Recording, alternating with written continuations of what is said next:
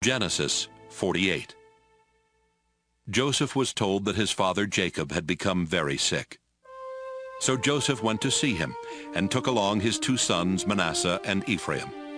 When Joseph arrived, someone told Jacob, "Your son Joseph has come to see you." Jacob sat up in bed, but it took almost all his strength. Jacob told Joseph, God all-powerful appeared to me at Luz in the land of Canaan, where he gave me his blessing and promised, I will give you a large family with many descendants that will grow into a nation. And I am giving you this land that will belong to you and your family forever. Then Jacob went on to say, Joseph, your two sons Ephraim and Manasseh were born in Egypt, but I accept them as my own, just as Reuben and Simeon are mine.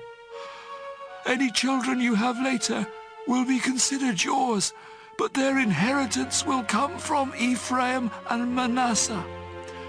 Unfortunately, your mother Rachel died in Canaan after we had left northern Syria and before we reached Bethlehem, and I had to bury her along the way.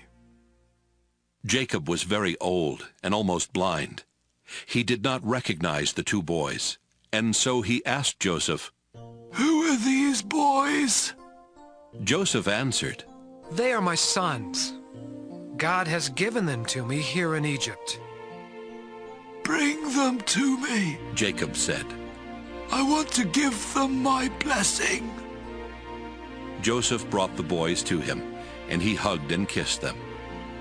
Jacob turned to Joseph and told him, For many years I thought you were dead, and that I would never see you again. But now God has even let me live to see your children. Then Joseph made his sons move away from Jacob's knees, and Joseph bowed down in front of him with his face to the ground. After Joseph got up, he brought his two sons over to Jacob again. He led his younger son Ephraim to the left side of Jacob, and his older son Manasseh to the right. But before Jacob gave them his blessing, he crossed his arms, putting his right hand on the head of Ephraim and his left hand on the head of Manasseh. Then he gave Joseph his blessing and said, My grandfather Abraham and my father Isaac worshipped the Lord God.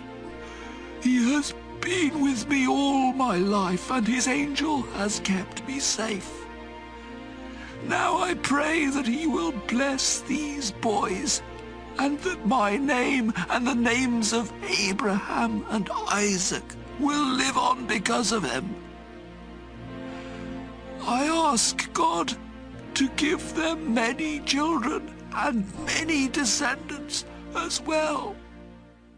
Joseph did not like it when he saw his father place his right hand on the head of the younger son.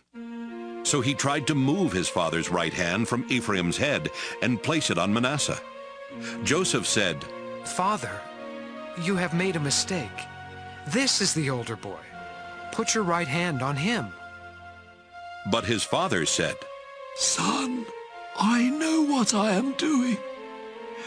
It's true that Manasseh's family will someday become a great nation, but Ephraim will be even greater than Manasseh, because his descendants will become many great nations. Jacob told him that in the future the people of Israel would ask God's blessings on one another by saying, I pray for God to bless you as much as he blessed Ephraim and Manasseh. Jacob put Ephraim's name first to show that he would be greater than Manasseh. After that, Jacob said, Joseph, you can see that I won't live much longer, but God will be with you and will lead you back to the land he promised our family long ago. Meanwhile, I'm giving you the hillside I captured from the Amorites.